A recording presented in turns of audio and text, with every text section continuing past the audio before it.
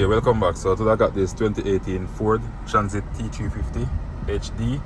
So I'm going to show you how to reset your oil, guys. So right there, as you can see in the dash, that message, oil change required, guys. So first, switch the ignition off. So you're gonna press the brake. Press the brake and hold it on the gas pedal at the same time. Hold them down. Switch key on. Do not crank the car.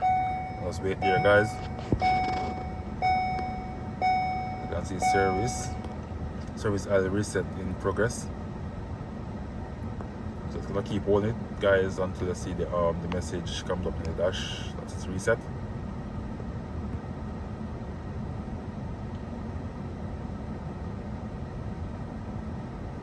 Alright, guys, so now you can let go both of the pedals.